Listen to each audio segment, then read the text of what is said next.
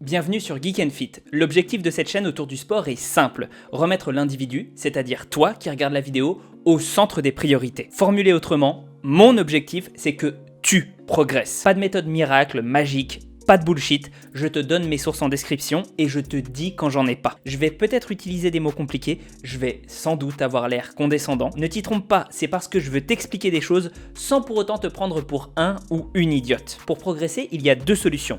Qu'on t'apporte quelque chose de positif ou qu'on te retire quelque chose de négatif. L'objectif du jour, c'est de t'apporter du positif par l'expérience de quelqu'un qui en a un paquet dans le domaine. Aujourd'hui, on va parler d'hypertrophie avec Nassim Saïli. Je suis allé dans sa salle et il m'a fait faire une séance. Puis, ensuite, on a réalisé tous les deux un petit entretien débrief où on a parlé de plein de choses, dont son approche du coaching. La vidéo sortira en deux parties condensées sur ma chaîne. La première, le training, la deuxième, l'entretien, la semaine prochaine. Mais comme il y avait quand même plein de nuances intéressantes que j'ai dû sacrifier, j'ai fait une version d'environ 1 heure où il y aura tout. Elle sortira en non répertorié la semaine prochaine. Mais elle est déjà disponible pour les membres de la chaîne que tu peux devenir toi aussi pour la modique somme de 2€ par mois. J'ai pas envie de faire de la pub, mais tu as toutes les vidéos en avance dès que je les upload, plus du contenu exclusif comme des revues informelles d'études scientifiques. Des rediffs des questions-réponses que je fais sur mon Instagram toutes les semaines et même des critiques sur les livres autour de la musculation et de la nutrition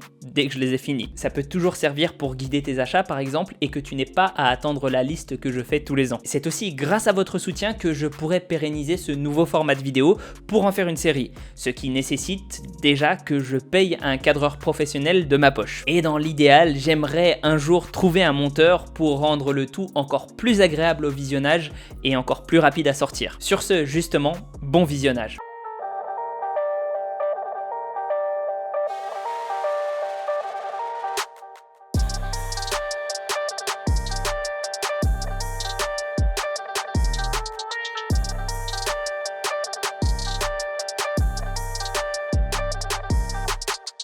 Ok, séance poule. On va commencer par le dos. Et ce qu'on va faire pour le dos, on va faire 2 exercices pour le grand dorsal. Grand dorsal, hein. Attention, pas un autre muscle. Pas de grand rond par exemple, tu vois ce que je veux dire. Pas de grand et de petit rond. Et puis on fera un truc pour les trapèzes. Et après on aura arrière d'épaule et un exercice pour les biceps. Et si on reprend les actions du grand dorsal, on sait qui va être responsable de la rétropulsion. On sait qui va être responsable aussi de l'adduction. Le problème c'est que quand on fait des exercices de tirage verticaux classiques, où on est presque en pure adduction, on a un autre muscle qui prend le relais, grand rond et petit rond aussi forcément. On a le grand rond qui est un peu plus avantagé mécaniquement, et deuxièmement, vu que c'est un exercice plus d'étirement, forcément le grand dorsal est dans une position qui est désavantageuse. Donc celui-là, c'est une pure tuerie.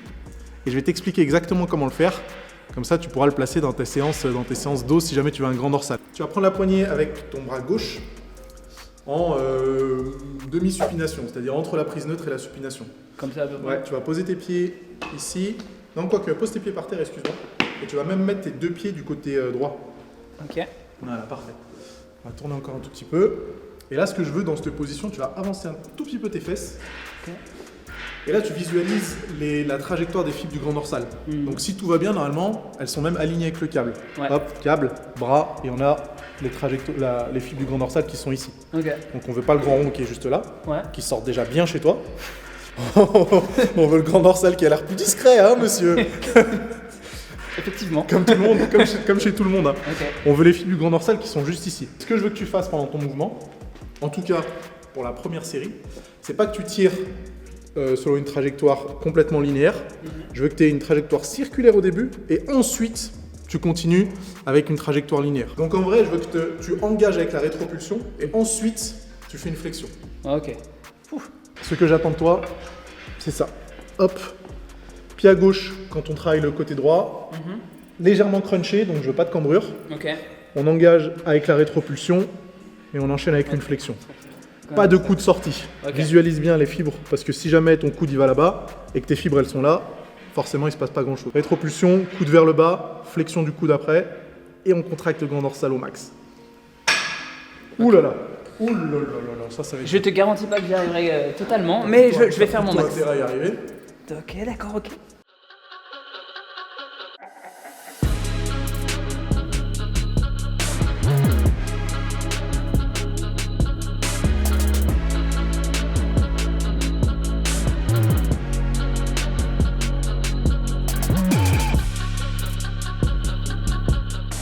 Même pour quelqu'un comme toi qui s'y connaît en anatomie et en bioméca, c'est chaud d'arriver à se dire, attends, ok, les fibres de mon grand dorsal, elles sont là, les fibres externes, elles sont là. Si je veux les stimuler, il va falloir que mon bras il soit là, que le câble il soit là, que tout soit aligné et que je tire selon cette trajectoire.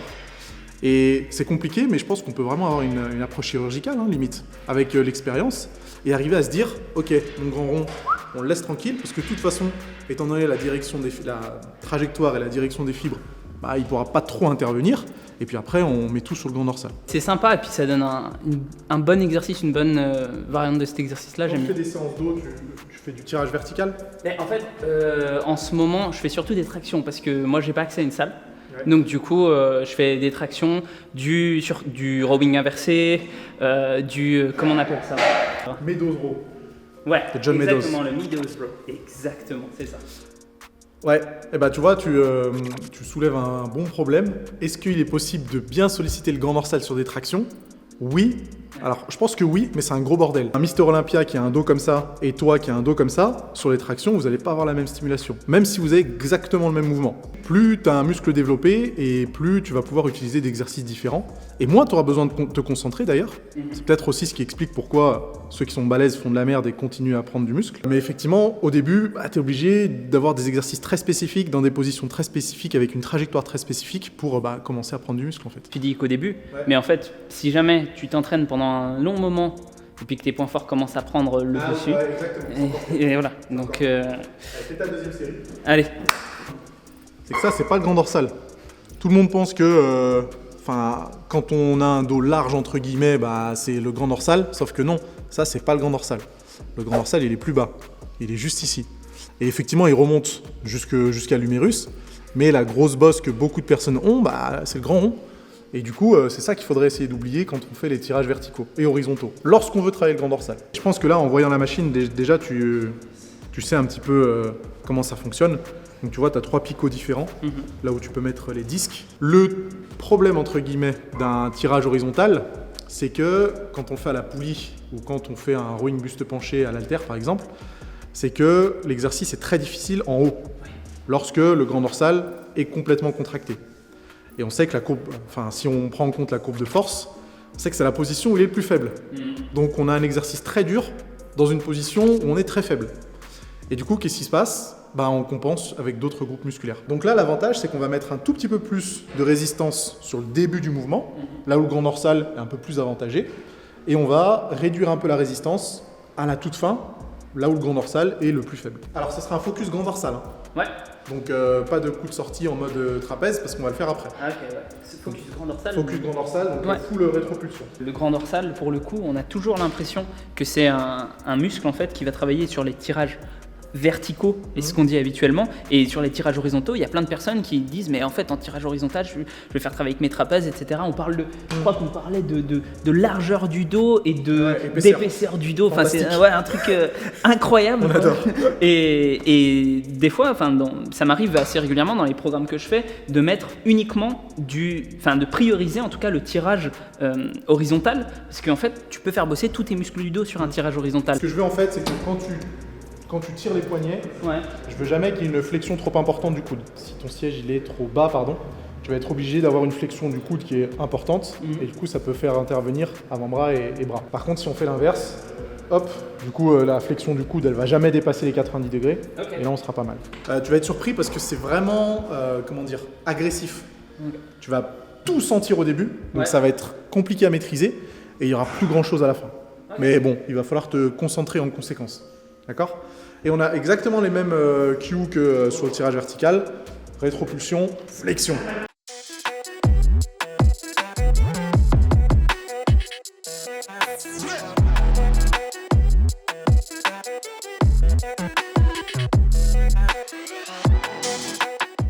Il y a encore un peu de grand rond, mais sinon on est pas mal. Putain. Doucement. Ok, stop. J'aime beaucoup. Plus joli. J'aime beaucoup. Plus joli que le tirage vertical. Pas de précipitation sur les exercices. Fais-moi un truc, un métronome. Donc, et on retient. Fais-moi une chorégraphie s'il te plaît. Je suis obsédé par la stabilité maintenant. C'est pour Ouais. ça que je te dis de pas bouger la tête. Ok. Donc je veux vraiment que la seule chose qui bouge, c'est ce qu'on a envie de travailler. Ok. Donc on bouge pas la tête, on bouge pas le bassin, on bouge pas la colonne, on bouge les humérus. Putain, j'ai senti le bas de mes trapèzes aussi. Forcément, il faut stabiliser les scapulas, donc. Sinon... Et puis bon, c'est quand même mon point fort, on va dire, donc ça s'active. Ouais. Mais bordel, les grands dorsaux, c'est pas mal. Moi, ce que je trouve intéressant, quand je bosse un exercice après derrière, c'est que peut-être que pendant l'exercice, on a toujours un petit peu de mal à bien ressentir le truc et tout. Mais derrière, juste pendant la minute qui va suivre, en règle générale, si tu as bien bossé et surtout que tu as fait bosser des fibres que tu n'as pas l'habitude, tu commences à ressentir direct, tu vois, un changement même de posture. Ça te donne des espèces de petits cues, tu vois. Et je trouve que ça, c'est intéressant de se faire ce petit feedback-là. Et c'est pour ça aussi que c'est intéressant d'avoir un carnet. Parce qu'en fait, derrière, il y a beaucoup de gens, dans leur carnet, ils notent que les répétitions qu'ils ont fait, etc. Voilà, exactement. Et c'est quand même vachement intéressant, quelquefois, de mettre 2-3 sensations. Ah oui, là c'était pas mal, il faut que je pense à ça, etc. Et ça, bah, c'est pour ça que le carnet, pour moi, c'est le meilleur investissement que tu peux faire dans toute ta carrière de musculation. Et on va faire un autre tirage horizontal, mais pour les trapèzes cette fois-ci. Pour une planche. Je pensais pas que ce serait chez toi que j'en ferais du rowing. Ouais, moi non plus. Mais j'ai quand même décidé de le prendre. Je trouvais que c'était un banc qui était super intéressant, même si j'ai aucun mal à garder une belle position sur un rowing buste penché, tu vois. J'aurais pu le faire sans banc, mais mine de rien, c'est vachement pratique. Vachement pratique, donc je l'ai prise. Très simple, tu fous ta tête là-dedans, tu chopes la barre et tu la tires. Là par contre, j'aimerais bien que tu tires la barre juste sur le bas de la poitrine, avec les coudes plus ou moins sortis. Et là au contraire, ce qu'on recherche, c'est abduction et adduction.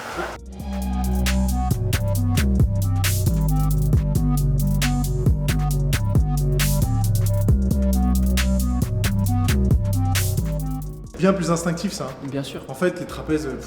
Et là, tu vois, tu me disais, je sais que t'aimes bien les exécutions contrôlées. C'est le seul exercice où je fais pas de tempo dessus. Ah ouais? Ah ouais, je tire comme un sauvage. Enfin, non, je tire pas comme un sauvage comme certaines autres personnes, tu vois. Tu vois ce que je veux dire? Oui, je comprends très bien. C'est toujours relativement joli à voir, mais je vais pas faire une excentrique en 2 ou 3 secondes. Parce qu'en fait, les trapèzes, c'est tellement, pour moi, c'est tellement facile à contracter que je vais pas chercher à utiliser des techniques pour améliorer l'exécution ou quoi que ce soit parce que j'ai pas de problème en fait. Étant donné qu'on a trapèze inférieur qui doit s'arrêter à peu près là, je dirais, trapèze supérieur qui monte jusqu'au crâne, on a les fibres de trapèze moyen qui sont complètement horizontales, et puis après on a le reste qui va en éventail. Donc là c'est clair qu'on peut cibler ça, un petit peu de ça, un petit peu de ça, donc c'est vachement général. Et la plupart des pratiquants quand ils font les trapèzes, ils pensent qu'à ça. Ils pensent qu'aux toutes petites fibres qui sont au-dessus, qui d'ailleurs qui sont pas très bien stimulés sur du shrug. Et après, ils se retrouvent avec des tendinites à l'épaule parce que trapèze inférieur et moyen n'ont jamais été stimulés avec des tirages horizontaux. Mais là, en fait, tu es vraiment dans un truc, je trouve, qui est intéressant. Enfin, je trouve qui soulève quelque chose d'intéressant. C'est que les muscles du dos, c'est bête à dire, mais comme on les voit pas dans le miroir, on n'y pense pas. Et en plus, c'est là où on a le plus de muscles différents, etc. Et donc, c'est compliqué. Parce qu'en réalité, si tu veux vraiment bosser correctement ton dos, c'est là où tu reconnais en fait qu'un pratiquant, en règle générale, commence à vraiment s'intéresser à la musculation. Déjà, il faut qu'il fasse un petit peu les jambes. Normal. Voilà, c'est ça. Mais à la rigueur, les jambes, comme tu as des gros exercices qui font un peu tout travailler, pas trop compliqué. Pas trop complexe. Alors que quand tu... dans les principaux exercices quand même qu'on retrouve pratiqués par beaucoup de gens, on a bench, soulevé de terre et squat. Et dans aucun de ces exercices-là, tu n'as un tirage. Tu as soulevé de terre, évidemment, tu fais bosser en isométrique et tout, mais on se comprend. c'est ça. Mais t'as le bench, mais t'as pas le tirage. Donc c'est là où tu vois que les gens commencent à vraiment s'intéresser au développement musculaire harmonieux et à la vraie musculation, pas uniquement bodybuilding d'ailleurs. Carrément. Et en plus, c'est plus joli. Et cet exercice qu'on vient de faire, on aurait très bien pu le faire sur la prime aussi. Mais bon, du coup, je trouve que ce banc-là, il est quand même vachement pratique. Moi, je pense, après, c'est juste mon avis, c'est que quand tu es allongé, tu te soucies de rien. Tu te soucies juste de tes bras. Tu dis, voilà, il faut que je tire, et puis voilà quoi. Alors que là, tu dis, attends, il faut que je sois positionné, machin. Et ça fait un petit peu mentir aussi, je trouve, ceux qui commencent à te dire, oui, mais en fait, est-ce que c'est mieux d'être assis sur des machines ou est-ce que c'est mieux d'être allongé, mais on a moins de force? J'ai sorti une vidéo hier là-dessus, donc c'est pour ça. Mais moi, je pense que, en réalité, il y a plein de choses, plein de paramètres à prendre en compte. Oui, sur une machine, peut-être tu as plus de leg drive, enfin quand tu es assis, tu as peut-être plus de leg drive, etc. Mais ce que tu gagnes, on va dire, en force d'ancrage dans le sol, tu le perds en concentration. Et peut-être que si tu veux te concentrer sur les bons muscles à faire travailler, bah peut-être que tu as tout intérêt à essayer de virer tout ce qui est autour en fait. Deltoïde postérieur, comment tu te sens là-dessus? J'aime bien les deltoïdes postérieurs. Après, je suis pas, c'est un point faible comme chez la majorité des pratiquants, mais j'aime bien. Je vais te montrer pourquoi pour moi c'est pas un point faible. Ok. Haltère de 4 kg. Alors déjà, tu as fait un truc qui est vachement intéressant, c'est que tu as penché ton buste droit comme une planche. Ouais. Je veux que tu sois buste penché, dos arrondi. Fléchis un peu les genoux, baisse la tête, respecte bien l'alignement. Et là, tu vas me faire une élévation en mode oiseau buste penché, mais je veux pas que tes bras ils soient à 90 degrés par rapport à ton buste. Je veux que tu gardes exactement ce même angle là, tu vois. Ouais. Je veux que tu gardes exactement le même angle et tu montes. Comme ça. Ouais. Donc, ok. Fléchis un peu les coudes, va plus doucement. Et maintenant, je veux que tu me fasses un dernier truc, que tu ne bouges pas les scapulaires. Okay. Desserre. Là, ça... Desserre complètement. Desserre complètement et pas bouger. Pas bouger. Oui, là il y est. Ouais. Là il est même très très bien. Ce qui se passe quand on fait des élévations en mode buste penché comme ça, l'oiseau, et qu'on resserre les scapulas, bah forcément, qu'est-ce qui travaille? Bah, c'est les muscles qui sont responsables du mouvement des scapulas. Donc moi, ce que je veux, c'est qu'on fixe les scapulas, soit en position desserrée, soit en position resserrée. En fait, on s'en fout un peu, mais je préfère en position desserrée parce que ça désengage vraiment les trapèzes, et on se concentre uniquement sur le mouvement de l'humérus pour contracter le deltoïde postérieur.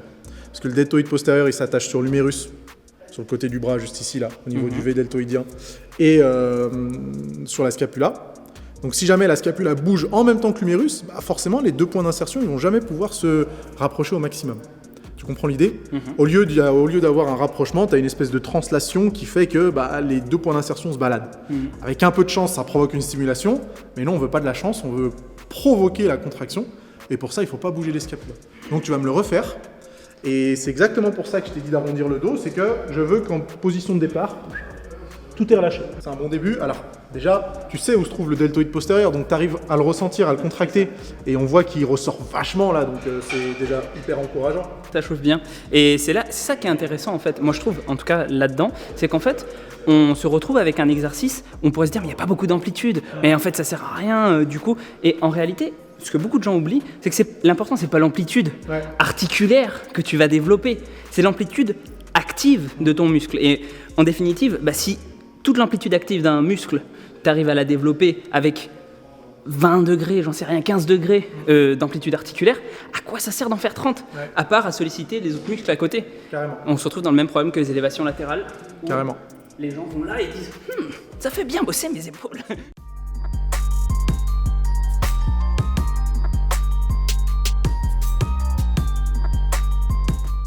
Ça, du coup, c'est un exercice à forte tension de contraction. Donc, la résistance est la plus élevée quand le muscle est contracté.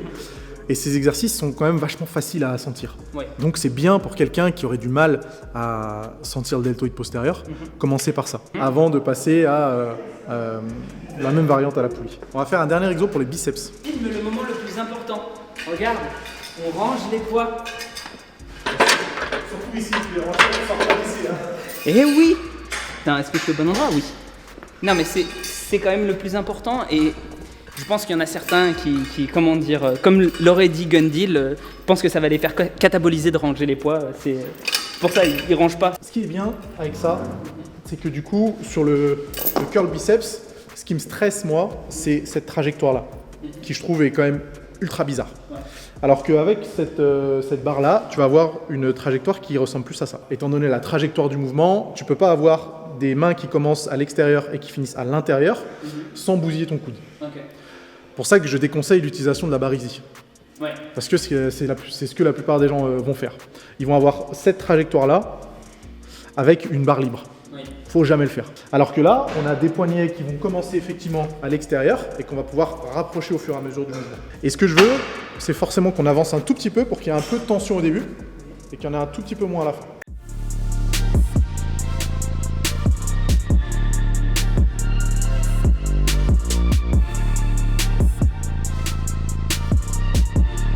J'aime bien cette emphase aussi un petit peu mise sur la flexion de l'épaule, comme on sait que le biceps sert aussi à la flexion de l'épaule, c'est intéressant. Mais j'avoue que c'est aussi, pour le coup, pour la santé de l'épaule. Ouais.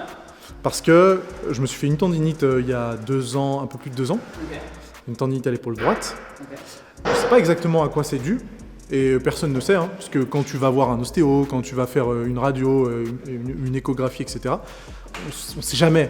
C'est pour ça que d'ailleurs on parle maintenant de tendinopathie. C'est-à-dire que maintenant, ils savent, enfin, tendinite, on ne sait vraiment pas quoi. Mais pour le coup, ouais. C'est exactement ça. Et on ne sait pas si c'est dû à un exercice, on ne sait pas si c'est dû à un mode de vie. Enfin, ça peut être plein de causes différentes. Cette fonction-là du biceps, on la travaille jamais. Et c'est pas trop grave, hein, c'est pas comme ça que tu vas avoir un gros biceps, c'est pas en faisant des élévations frontales. Mais je pense que pour la santé de l'épaule, c'est quand même important. Et si jamais te mettre dans cette position-là avec une certaine tension, ça te fait mal, c'est qu'il y a peut-être un problème. C'est qu'il faut peut-être retravailler aussi cet aspect-là. Ouais. Donc c'est pour ça que cet exercice, je l'intègre presque à toutes mes séances biceps, en complément d'un autre exo, parce que là, tu as bien remarqué qu'il ne se passait plus rien ici. Donc, c'est bien de le compléter avec quelque chose d'autre. Okay. En l'occurrence, quelque chose où tu as l'humérus un petit peu plus haut. Comme du preacher curl ou des trucs comme ça. J'espère que ça t'a plu et je te rappelle que l'entretien complet est déjà disponible pour les membres. On se retrouve la semaine prochaine pour l'entretien et le débrief. En attendant, n'hésite pas à t'abonner, à liker, à partager, etc. Ça fait toujours plaisir et puis moi, si tu le fais, ça m'encourage à continuer. Il y a aussi mon Instagram sur lequel je prodigue des conseils de façon très régulière et la chaîne Twitch qui commence doucement à émerger sur laquelle je live régulièrement. J'essaye toutes les semaines sur les sujets les plus hot du feed game. Tu peux aussi faire un tour sur le Discord où il y a là aussi au moins une activité par semaine. En tout cas, j'espère que j'aurai réussi à le mettre en place au moment où je sortirai cette vidéo. Et puis sinon, j'espère surtout que la vidéo t'aura aidé à progresser. Prends soin de toi et à la prochaine.